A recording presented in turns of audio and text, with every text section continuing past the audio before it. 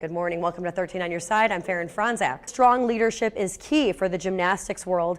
USA Gymnastics CEO Carrie Perry is expected to announce her resignation. Tracking this morning is the Wyoming murder suspect that led police on a wild chase before crashing his truck. Vice President Mike Pence will then go to the Mill Steel Company where he's going to tour the facility, meet with employees, but also to tout how the Republican tax cuts have really benefited Michigan. Fresh, local, and value. Fresh. We got fresh produce all over the place. 2,400 local products here in the store. Value. You're not going to break the bank on this. And here to talk to me more about this is the store manager. A lot of reaction all across social media, as you said last night. We're going to start with President Trump. So President Trump obviously hoping to retain as many Republican seats as he could. He obviously losing to Democratic incumbent Debbie Stabenow, who has been in this seat for a while now. She did happen to hang on, though, and here she is on Facebook. This is really exciting. Some top names in the gospel recording industry.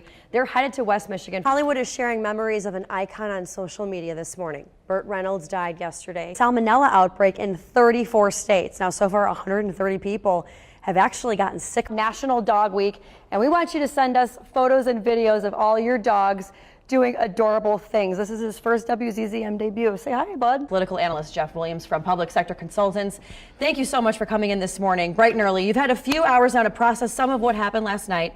This morning we're talking Gretchen Whitmer, close races, and fresh faces. Chocolate chip cookie dough dip, or as I call it, addiction in a bowl. Mixing this here right together. Never done this before in an anchor dress, so this is going to be fun. I will say I am artsy. My junior high art teacher would be so proud. 13 on your side, art prize 10, 13 on your side. The guy like that. You like that?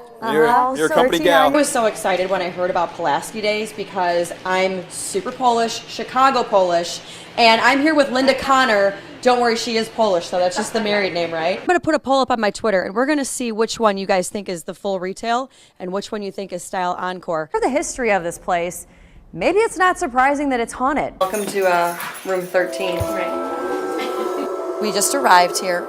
Kind of what are your thoughts? Hitting a bag like this is actually going to help beat out breast cancer. When 13 on your side, mornings continues.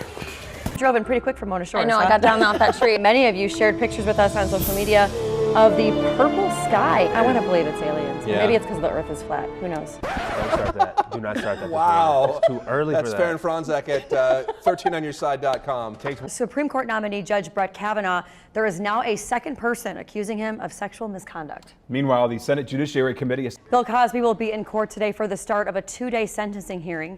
He was found guilty in April of 3 felony counts of aggravated indecent assault for drugging and sexually assaulting Andrea Constant in 2004. She will come face to face with Cosby, taking the stand to deliver her victim impact statement. A judge denied a motion that would have allowed more Cosby accusers to address the court. Cosby may face immediate jail time following the sentencing. A little closer to home, Bill Schuette, the Republican candidate for governor, will be in Grand Rapids today to address the Larry Nassar case. Well, the prosecution of Nassar... Former Florida Governor Jeb Bush is weighing in on how to help Michigan create and retain a competitive workforce. Now, he's going to be speaking at the West Michigan Policy Forum at the Amway Grand Hotel today. Florida is one of the few states that has shown student improvement in K-12 education in recent years. Now, last year, more than 86,000 Florida students graduated with job-ready industry certifications, preparing them for work in high-demand fields.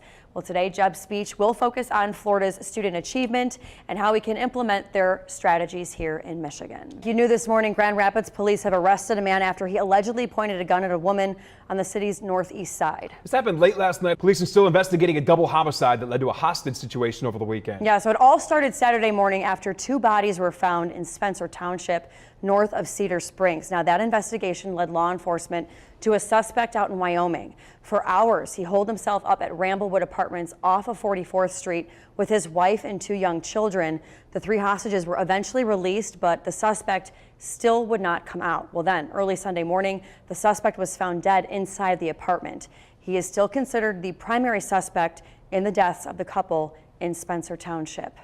Investigators are still looking for the cause of a deadly house fire at a Grand Rapids adult foster care home. 2 men were killed in that fire. There might be an end in sight for the labor dispute causing delays in road projects across the state. A spokesman for Governor Snyder says that contractors and labor leaders have agreed to meet with him this week. Now, this comes after Governor Snyder said that he might call in the National Guard to operate the heavy equipment used for the construction. Union workers were locked out on September 4th after working for weeks without a contract. The governor's spokesman says it's critical that certain road projects like I-696 in Metro Detroit are wrapped up before winter. And speaking of road projects, there's a road project along the lakeshore that might affect your morning commute. US 31 in both directions has lane closures between Jackson and Van Wagner streets. The work is expected to go through Friday morning. The work is weather dependent. Where witnesses say it sounded like an explosion and they saw flames after a deadly car crash in Wyoming. Yeah, it happened last night on Clyde Park Avenue between 54th and 56th. Now, an officer on scene tells us that only one vehicle was involved. At least one person was killed. Crews closed down the intersection so a forensics team could investigate. Now, we are expected to learn more information, and it's expected to be released later today. Well, 13 on Your Side was on the scene overnight when the victims of a fire were reunited with their cats. The fire happened on Gold Avenue north of Sibley Street on the west side of Grand Rapids. One person upstairs heard smoke alarms going off and ran downstairs to wake up the other person in the home.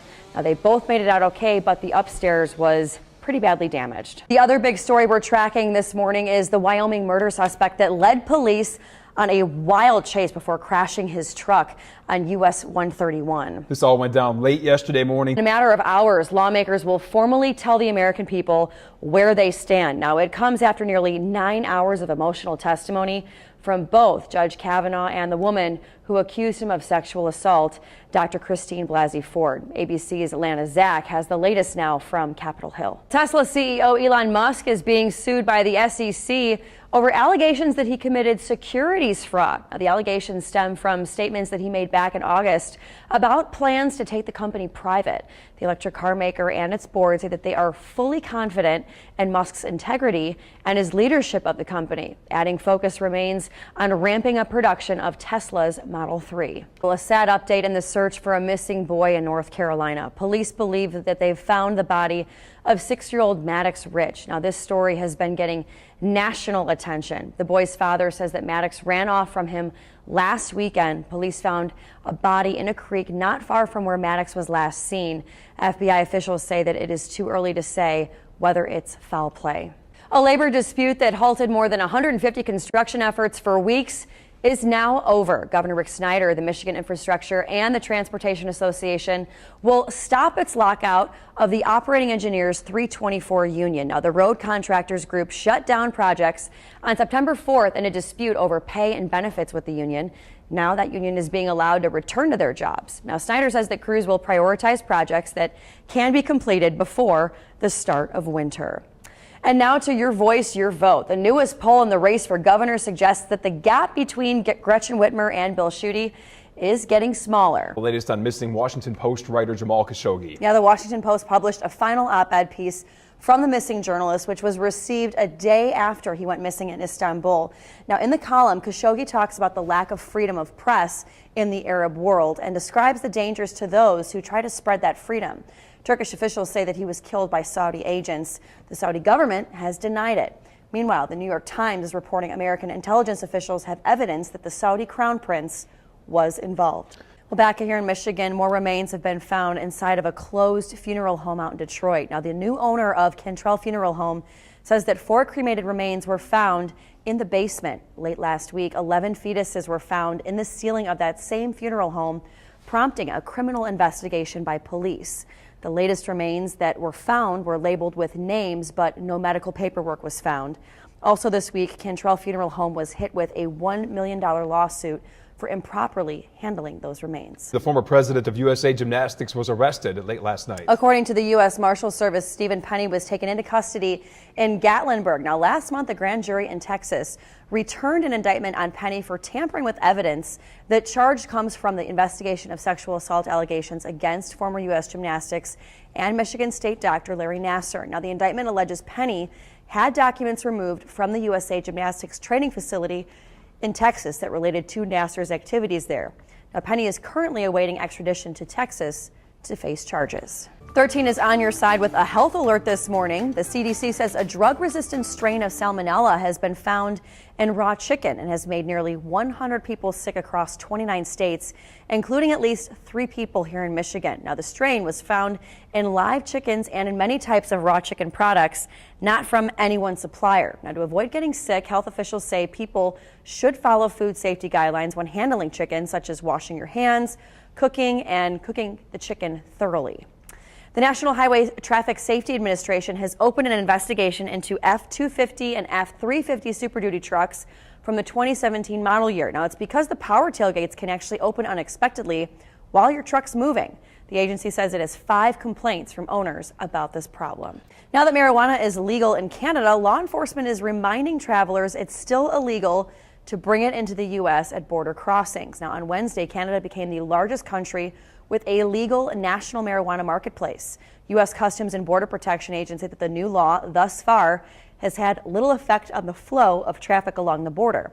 Now, border agents are also asking the same kinds of questions of travelers that they did prior to this change. And as you know, Michigan voters in November will decide on whether to make recreational marijuana legal here. And this morning, a representative from Colorado is in Grand Rapids to talk about the impact its legalization has had in that state and what it could mean for Grand Rapids and the workplace. The panel discussion is happening at the Grand Rapids Chamber from 8 to 11 this morning. A few tickets will be given at the door, so organizers say arrive early. Faran and my daughter Marin got a chance to check out some of those amazing pieces this week. You know, this is my very first art prize.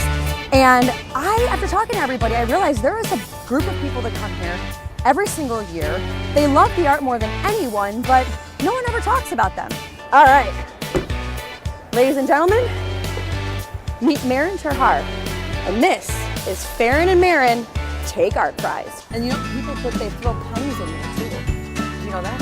Think about it really hard. Good? Yeah. You know what I wish for? Yeah. I wish for a great day with you, Marin. And I think we're gonna have a great day. Did you want to sit here? Do you know who this is? Her name's Marin. She's a star. Yes. Yeah, haven't you seen her?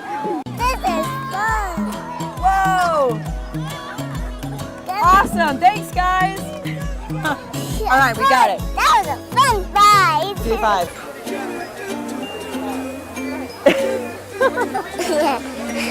Which one do you like the most? Purple. Purple?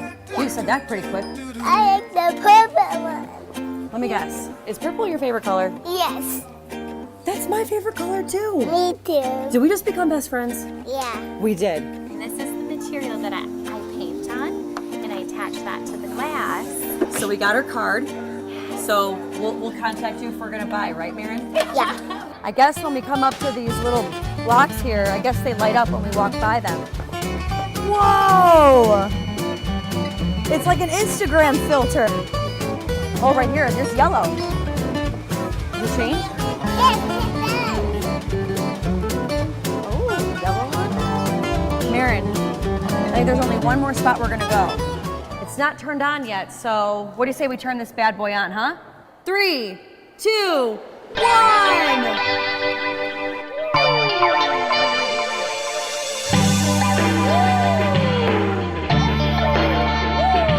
Well, Marin, thank you so much for bringing me around today. I had an amazing time seeing what art prize is like through the eyes of a 2-year-old, almost 3. Say bye. Well, Yeah. as you can imagine, Auntie Faran is now Yeah. one of the favorite people in our household.